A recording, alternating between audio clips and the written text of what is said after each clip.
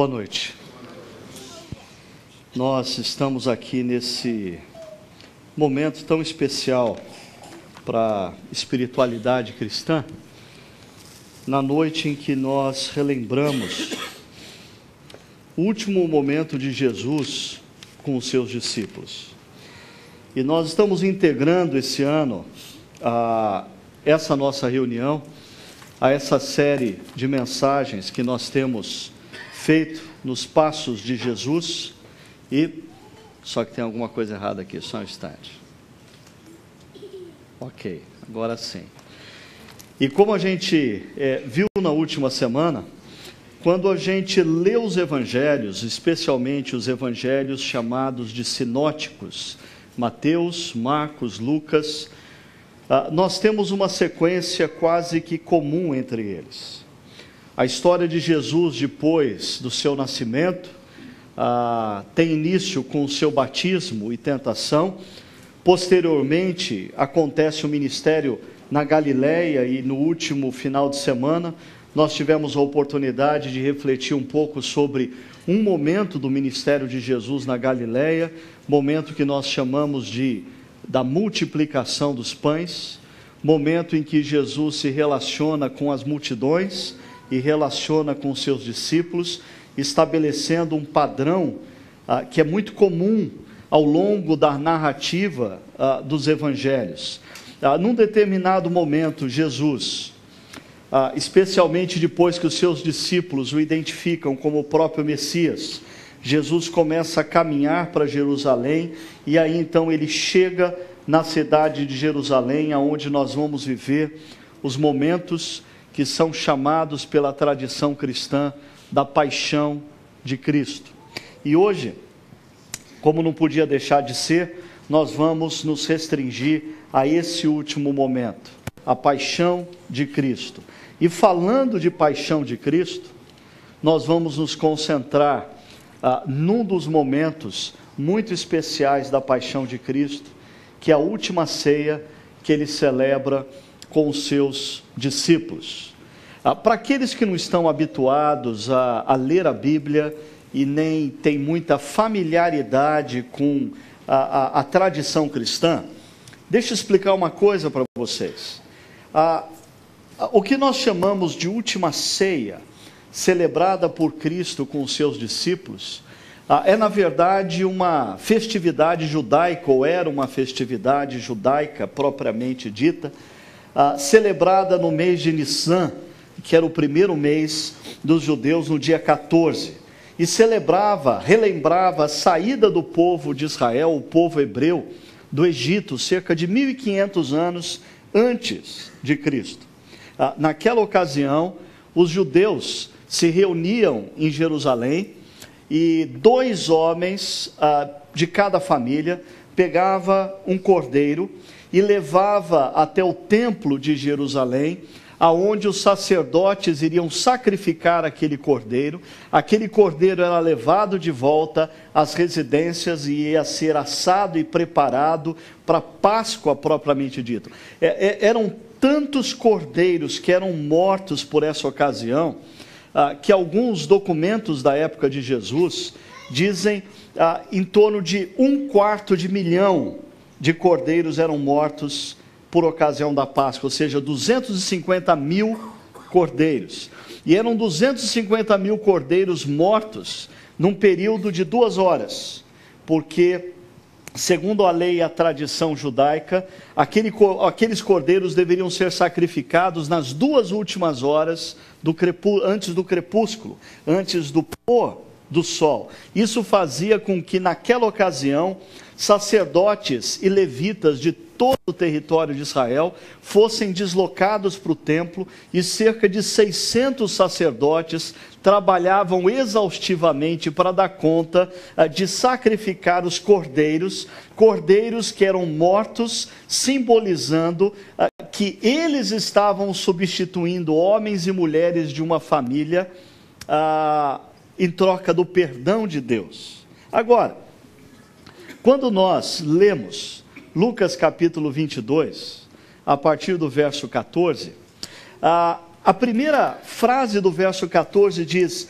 quando chegou a hora, Jesus e os seus discípulos reclinaram-se à mesa. A primeira pergunta que nós precisamos fazer nessa noite é o que Lucas quer dizer com esse quando chegou a hora. Será que Lucas está falando, quando chegou a hora da Páscoa judaica, Jesus e os seus discípulos reclinaram-se à mesa?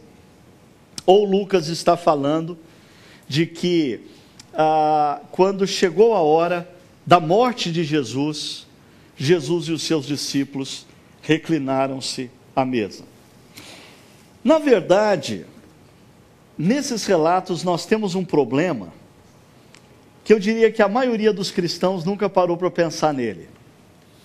E aqui estou eu já gerei algumas dúvidas sobre o Natal, e hoje eu vou gerar algumas dúvidas sobre a Páscoa.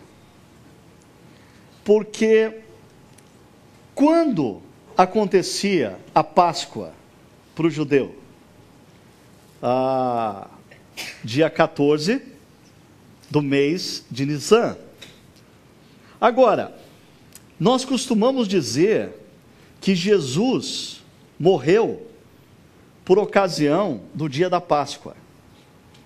E alguns evangelhos dizem que Jesus foi julgado por ocasião em que no templo o judeu se preparava para a Páscoa. Eles matavam os cordeiros. Jesus morreu no Calvário no momento em que os cordeiros deveriam ser mortos no templo.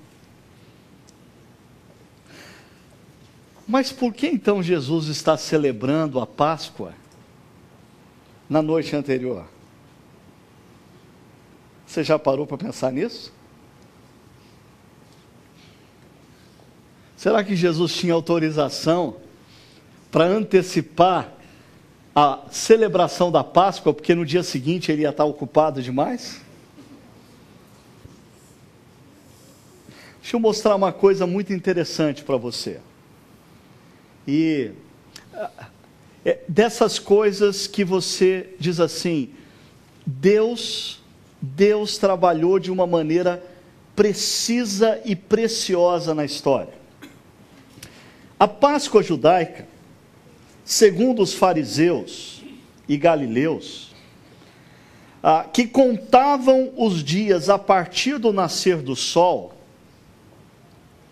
ela deveria ser comemorada no dia 14 de Nisan, quinta-feira, porque eles contavam o dia a partir do nascer do sol.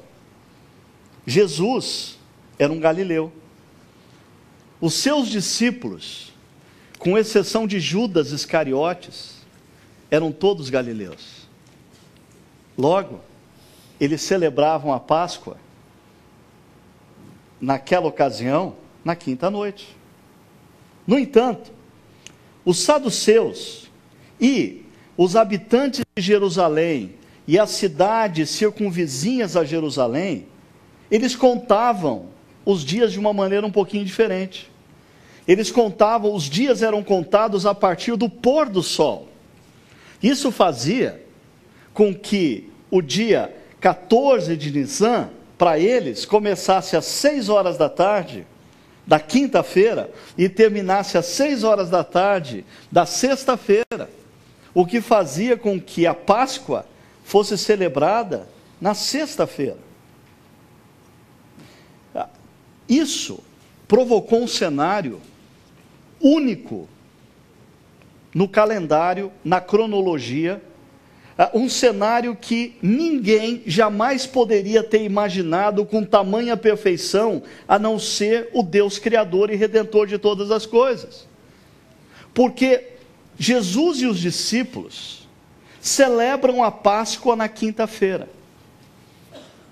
E Jesus torna-se o cordeiro da Páscoa na sexta-feira.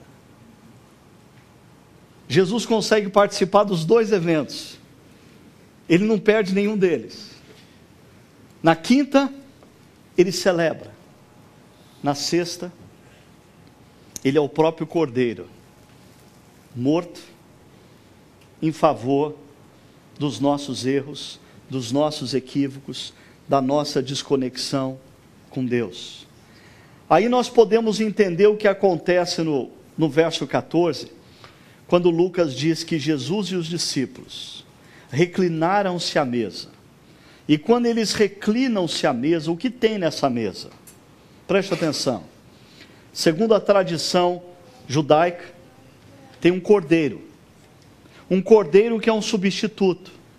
Porque 1500 anos antes, quando o povo hebreu estava no Egito, chegou o dia da grande libertação, da grande saída, do êxodo do povo hebreu do Egito.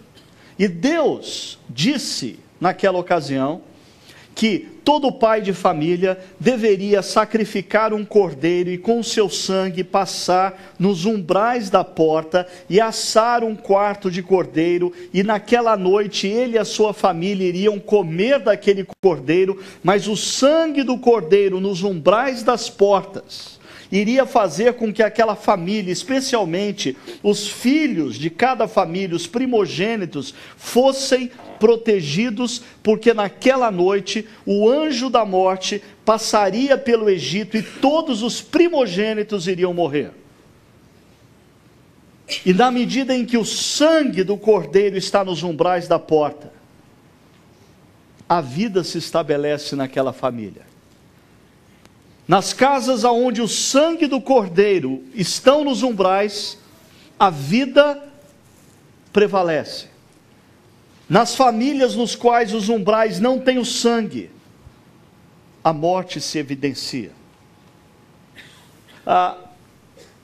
Ainda existia na mesa onde Jesus e os discípulos se reclinam, ervas amargas. As ervas amargas eram para que o povo se lembrasse do sofrimento no Egito, se lembrasse do sofrimento no cativeiro. Na medida em que eles comiam a erva amarga, eles eram relembrados que um dia eles foram escravos, que um dia eles sofreram, e Deus interveio nessa história e mudou essa história. Existia também, sobre a mesa, pão sem fermento. E o pão era sem fermento, porque a saída do povo de Israel do Egito foi uma saída tão apressada, que não deu tempo para que o pão fosse levedado. Não existia tempo hábil para isso. Logo, o pão tinha que ser sem fermento, para se lembrar como a saída do Egito foi drástica, foi rápida, foi repentina, e foi fruto de uma decisão pontual de Deus na história. E ainda, na mesa existia vinho distribuído em 4 cálices, e aqueles cálices eram tomados em momentos diferentes da ceia, e aquele vinho era a representação da celebração, da alegria pelo que Deus havia feito na história do povo. Normalmente, na celebração da Páscoa, especialmente no contexto familiar, o homem, ele dirigia o momento da celebração da Páscoa, e a criança, normalmente o filho mais novo, fazia perguntas orientadoras, através das quais o pai ia respondendo e ia direcionando a família, no comer do pão, no comer das ervas, no comer do cordeiro, no beber do vinho e assim por diante. Agora, Jesus e os seus discípulos, tendo esses elementos sobre a mesa, o texto nos diz: e disse-lhes, Jesus diz: desejei ansiosamente comer essa Páscoa com vocês, antes de sofrer. E aqui está um tipo de palavra que os discípulos demoraram para perceber o que de fato ela significava. Jesus vem falando do seu sofrimento, vem falando da sua morte, mas os discípulos não conseguem entender. E a questão é, o que Jesus vai sofrer? Ou como ele vai sofrer? Primeiramente, Jesus está antevendo a sua dor física. Uma das revistas de grande circulação no nosso país publicou uma matéria de capa falando essa semana do mistério renovado do Santo Sudário, mas me chamou a atenção que eles resgataram um texto que foi colocado na mesma revista por ocasião da discussão acerca do filme do Mel Gibson, se o Mel Gibson, naquele filme sobre Jesus e a paixão de Cristo, havia exagerado ou não. E eles descrevem um pouco da dor física de Jesus, e eu queria chamar a sua atenção para algumas frases. Eles dizem assim: de quinta-feira à noite até sexta-feira pela manhã. Primeiro, Jesus foi preso na noite de uma quinta-feira. Os guardas o esbofetearam, chutaram e cuspiram em seu rosto. Ele passou a madrugada sem dormir e sem comer. Ao ser julgado, na manhã do dia seguinte, já estava, portanto, muito debilitado. Na manhã, foi submetido a cerca de 120 açoites, tortura que antecedia a maioria das execuções romanas na cruz. Despido, Jesus foi amarrado a um tronco vertical, de costas para os soldados. O chicote usado nesse tipo de tortura era o flagrum, que contém nas pontas ossos de articulações ou esferas de chumbo, para intensificar a dor. No tronco, como acontecia com os condenados à crucificação, Jesus carregou um tronco que pesava de 22 a 27 quilos. O caminho era de terra e cheio de buracos. O esforço associado à agressão do açoitamento pode ter causado um derrame na pleura, a membrana que reveste os pulmões. Quando isso ocorre, é enorme a dificuldade de se respirar. Na sexta-feira, por volta do meio-dia, os pregos utilizados na crucificação eram de ferro, com cerca de 12 centímetros de comprimento. Eles perfuraram o nervo mediano do antebraço, provocando uma sensação intensa de queimadura. A dor é tanta que pode causar vertigens. Sem assistência, em poucos minutos, a maioria dos pacientes com perfuração no nervo mediano entra em estado de choque. Numa crucificação, os pés costumam ser pregados da seguinte forma: dobram-se os joelhos da vítima, de forma que as solas fiquem estendidas, rentes à madeira. Os pregos atingem os nervos plantares dos pés. O efeito é o mesmo do sentido nas mãos. Dor lancinante e intermitente. A flexão dos joelhos causa, em cerca de 10 minutos, cãibras e adormecimento nas pernas. Por volta das 3 da tarde, acontece a morte de Jesus. Há duas prováveis causas da morte de Jesus: asfixia e choque hipovolêmico. Os braços erguidos imobilizam o peito, dificultando o mecanismo respiratório, especialmente a expiração.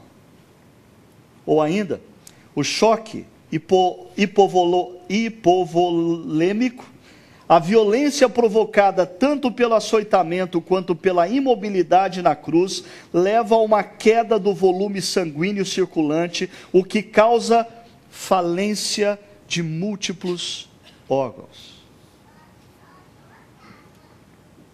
Jesus sabia o que ele ia passar. E ele está na mesa, comendo do pão e bebendo do vinho com os seus discípulos, dizendo: eu desejei ansiosamente participar desse momento com vocês, antes de eu sofrer. Mas Jesus não vai sofrer só dor física. ele vai sofrer dor emocional. Os seus discípulos vão abandoná-lo. As pessoas com quem ele gastou os últimos 3 anos da sua existência, aqueles com quem ele teve contatos íntimos, aqueles que viram de perto os seus milagres, aqueles que ouviram todos os seus ensinamentos, vão deixá-lo só. Não creio que dói para Jesus saber que os sacerdotes, os chefes do templo e os fariseus conspiram contra a vida dele. Mas eu imagino que dói para Jesus saber que aqueles mais próximos vão abandoná-lo. E talvez a pior dor de todas é a dor espiritual. Porque Jesus, como Deus encarnado, e o nosso Deus é um Deus trino, Deus Pai, Deus Filho, Deus Espírito Santo, que por toda a eternidade, a gente não consegue nem imaginar o que é isso, sempre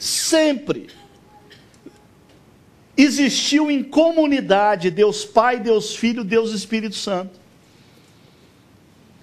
Mas uma vez, em toda a história, em toda a eternidade, o Deus Filho vai experimentar separação do Deus Pai. A gente não consegue imaginar o que é isso, porque a gente vive em separação do Deus Pai.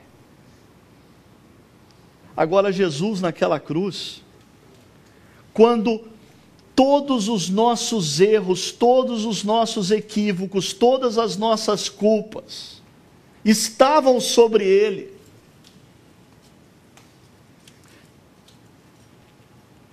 tudo aquilo que nós merecíamos, que era a ira de Deus, sobreveio sobre ele, Jesus.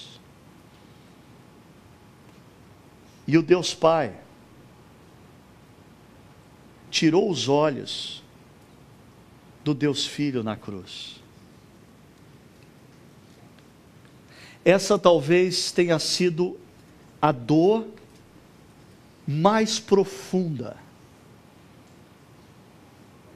que nós não conseguimos compreender que Jesus viveu.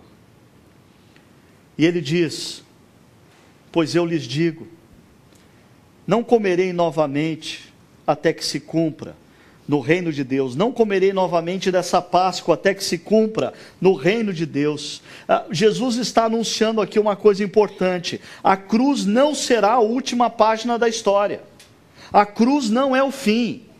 A cruz não é o último capítulo. E ele continua, verso 17. Recebendo um cálice, ele deu graças e disse: tomem isto e partilhem uns com os outros. Pois eu lhe digo que não beberei outra vez do fruto da videira até que venha o reino de Deus. Mais uma vez Jesus enfatiza: a cruz não será a última página da história. Eu vou me guardar ao máximo para não falar da ressurreição, porque sobre ressurreição a gente vai conversar no domingo.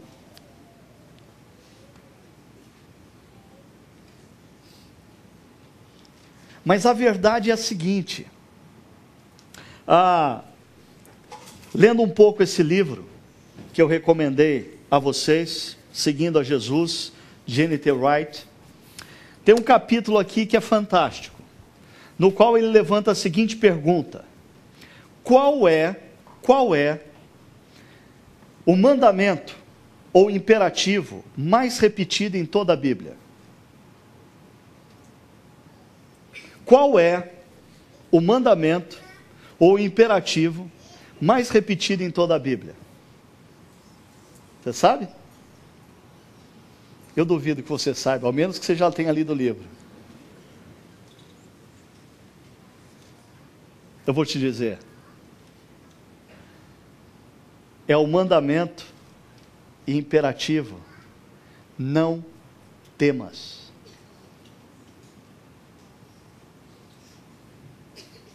Não temas.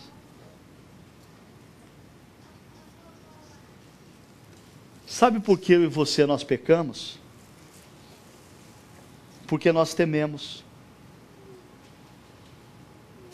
Sabe por que a gente mente? Porque a gente tem medo do que as pessoas vão pensar de nós se a gente disser a verdade. Sabe por que a gente adultera? Porque a gente tem medo de não ter mais prazer na vida. Sabe por que a gente sonega imposto? Porque a gente tem medo de não ter o dinheiro suficiente para viver no ano seguinte. Medo, medo, medo. Sabe como você se liberta de toda espécie de pecado? Passe a confiar que Deus vai cuidar de você. Obedeça um só mandamento: não temas. E você vai cumprir indiretamente todos os demais. Por que você não perdoa o seu inimigo? Porque você tem medo dele não ser punido. Não temas. No momento em que Jesus se depara com a cruz, ele é tentado a temer. Tanto que a oração que ele faz no jardim é: Pai, se possível, passa de mim esse cálice. Mas o que ele diz? Mas não faça a minha vontade, faça a sua. E na cruz ele diz: nas tuas mãos entrego o meu espírito. Jesus não temia porque ele confiava em Deus. E a cruz não seria a última página da história, e Jesus, apesar do sofrimento da cruz, ele já previa isso, ele sabia disso. Por isso, ele diz o texto: tomando o pão, deu graças, partiu e deu aos discípulos, dizendo: isso é o meu corpo dado em favor de vocês, façam isso em memória de mim. Agora eu queria que você se lembrasse do seguinte: o pão estava na mesa e o pão tinha um significado. Só que Jesus pega o pão da Páscoa judaica e reinterpreta o pão. O pão não é mais o pão sem fermento, porque o povo teve que sair depressa. Não, agora o pão representa o meu corpo que vai ser dado naquela cruz e partido por amor de vocês.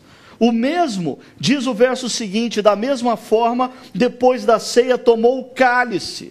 E o cálice na Páscoa judaica significa a celebração pela libertação. Jesus diz: não, o cálice não significa mais isso. O cálice, a partir de agora, significa o meu sangue que vai ser derramado em favor de vocês. É uma reinterpretação do cálice à luz de Jeremias 31. E eu queria ler com vocês porque esse conceito do cálice da nova aliança vem de Jeremias 31, que diz: Deus diz: então, estão chegando os dias, declara o Senhor, quando farei uma nova aliança com a comunidade de Israel e com a comunidade de Judá. E os discípulos de Jesus são judeus, são da comunidade de Israel e de Judá. Não será como a aliança que fiz com os seus antepassados, quando os tomei pela mão para tirá-los do Egito. Olha como a nova aliança se dá no contexto da lembrança da saída do Egito, da Páscoa. Porque quebraram a minha aliança, apesar de eu ser o Senhor deles, diz o Senhor. Esta é a aliança que farei com a comunidade de Israel, depois daqueles dias, declara o Senhor. Porei a minha lei no íntimo deles, o Espírito Santo, e escreverei nos seus corações. Deus vai começar uma relação com o seu povo que não tem a ver com uma lei escrita do lado de fora, mas tem a ver com uma lei escrita do lado de dentro, nos corações, pelo Espírito Santo. Serei o Deus deles e eles serão o meu povo. Intimidade, porque eu lhes perdoarei a maldade e não me lembrarei dos seus pecados. Não me lembrarei dos seus pecados. Uma coisa que é muito difícil para a maioria das pessoas compreenderem, e é uma verdade essencial da espiritualidade cristã, é a profundidade e o tamanho do perdão de Deus para com as nossas vidas. Existem inúmeras pessoas que se dizem cristãs, que frequentam igrejas cristãs domingo após domingo, mas vivem há anos carregando nas suas costas o peso da culpa, o peso por não terem conseguido ser o que elas gostariam de ser, por não terem conseguido ser o marido que elas sonharam ser, por não terem conseguido ser o pai que eles sonharam ser, por não ter conseguido ser o profissional que sonhou um dia ser. Gente que carrega culpa, porque não entendeu ainda que o que Jesus Cristo fez naquela cruz foi para nos libertar de todo e qualquer peso da culpa que nós venhamos a carregar, desde os nossos erros e equívocos mais conscientes, mais grosseiros, até os nossos erros e equívocos mais inconscientes, mais, como nós costumamos dizer, sem querer. Todos, e o texto diz que nessa nova aliança que Deus estabeleceria, Ele perdoaria os pecados e Ele não mais se lembraria. Quantas vezes eu, na minha própria oração, tenho a necessidade de trazer a minha memória diante de Deus erros e equívocos do passado, dizendo: Senhor, olha, eu queria voltar nesse ponto, eu preciso dizer outra vez para o Senhor, me perdoe. E Deus diz: desculpa, em que ponto você voltou? Eu não me lembro mais. Esse erro, esse equívoco, essa culpa que você carrega, só você se lembra, ou melhor, só o inimigo constantemente faz você se lembrar, porque eu, o Deus que estabeleceu a nova aliança, não me lembro mais. E é nesse contexto aonde Jesus estabelece uma nova aliança entre Deus e os seus seguidores, que vem um fato novo, porque enquanto Jesus come do cordeiro, toma do vinho, mistura com pão, e os seus discípulos fazem o mesmo, num determinado momento, quase que como um sussurro, Jesus diz: mas eis que a mão daquele que vai me trair está com a minha sobre a mesa.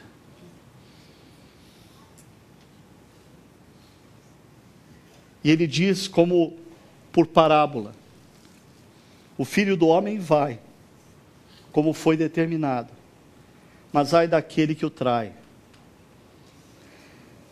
E aí acontece uma coisa interessante.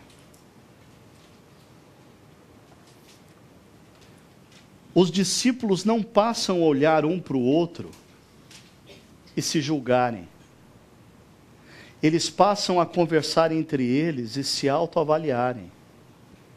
Diz o texto, eles começaram a perguntar entre si, qual deles iria fazer aquilo. Quando nós nos deparamos com a mesa, onde tem o pão e o vinho,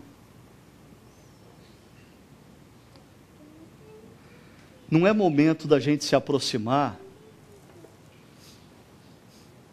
buscando no coração quem foi que errou com a gente. buscando no coração quem tem errado no contexto da comunidade. Quando a gente se aproxima do pão e do vinho e entende o que aconteceu naquela noite, a gente se aproxima, se autoavaliando e se auto-perguntando: eu tenho traído o amor do meu mestre?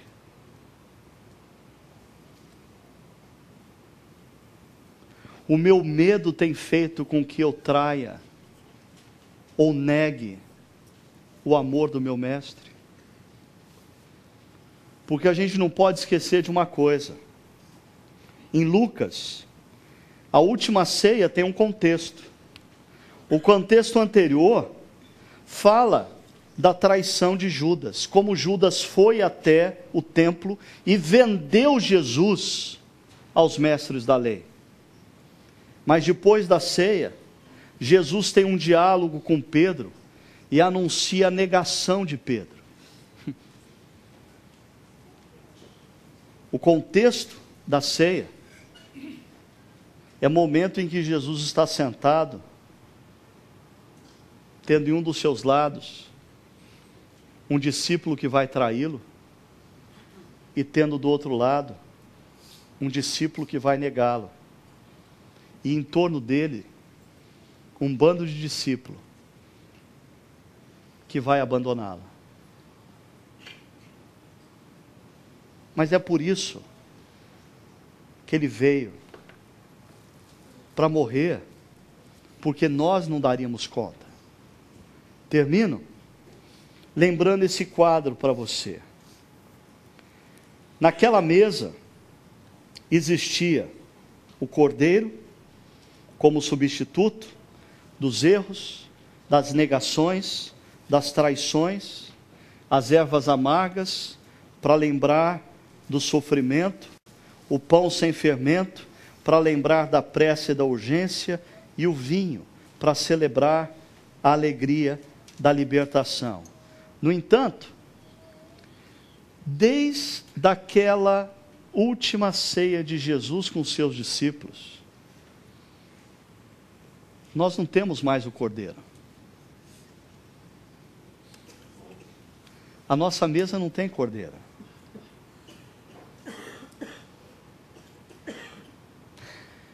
Porque o cordeiro que foi entregue por Deus naquela cruz foi totalmente suficiente, e cordeiro algum mais precisa morrer. Aquele sacrifício foi suficiente, tanto que antes de dar o seu último suspiro na cruz, com as suas últimas forças, Jesus diz: está consumado, foi pago. Não sei se você já percebeu, mas não existe erva amarga na nossa mesa também.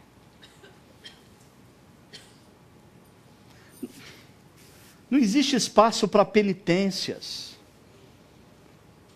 Não é assim que Deus convida você para lidar com as suas culpas. Não existe espaço para novo sofrimento. Todo o sofrimento necessário já foi feito por Jesus na cruz. Só sobrou na nossa mesa o pão, e não precisa nem ser sem fermento, dá tempo de levedar, e o vinho. Mas com novo sentido. O pão, quando nós comemos o pão, nós nos lembramos de como Jesus, totalmente apaixonado por nós e decidido a nos reconectar com Deus, sofreu naquela cruz. E o vinho nos lembra que o sangue de Jesus foi derramado. O sangue de Jesus foi derramado em tamanha intensidade, não só na cruz, nos açoites, na caminhada até o Gólgota, na perfuração do seu antebraço, dos seus pés.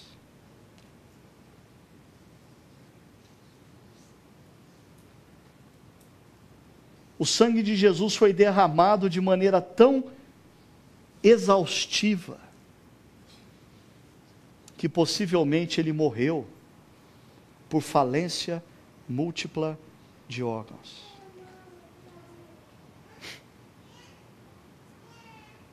Jesus não deu uma gotinha de sangue por nós. Jesus não foi no hemocentro e doou 1 litro de sangue por amor a nós. Jesus literalmente esgotou o seu sangue por mim e por você, para estabelecer a nova aliança. E esta é a aliança que farei, porque eu lhes perdoarei a maldade e não me lembrarei mais dos seus pecados. Eu convido vocês para nessa noite relembrarem o porquê Jesus participou da Páscoa na quinta e foi personagem principal da Páscoa na sexta. Para que essa nova aliança fosse estabelecida. E você saísse daqui hoje levando a convicção do perdão que Deus te oferece. E saísse daqui com a certeza absoluta que, por mais incrível que isso possa te parecer, Deus te ama. Deus te ama. A ponto de esgotar o sangue do seu Filho Jesus por você. Coma do pão, beba do cálice. Coma do perdão, beba da salvação.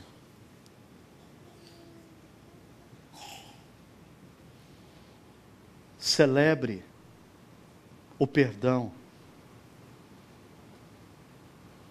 Celebre a nova vida que Jesus oferece a mim e a você, através da sua morte na cruz.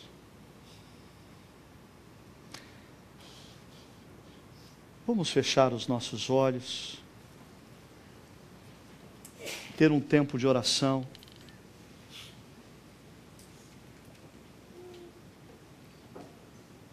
Enquanto aqueles que vão estar nos servindo se aproximam da mesa, silenciosamente,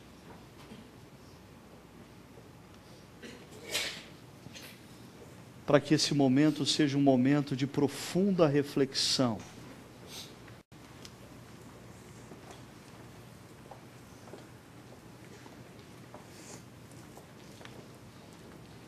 Gaste alguns minutos relembrando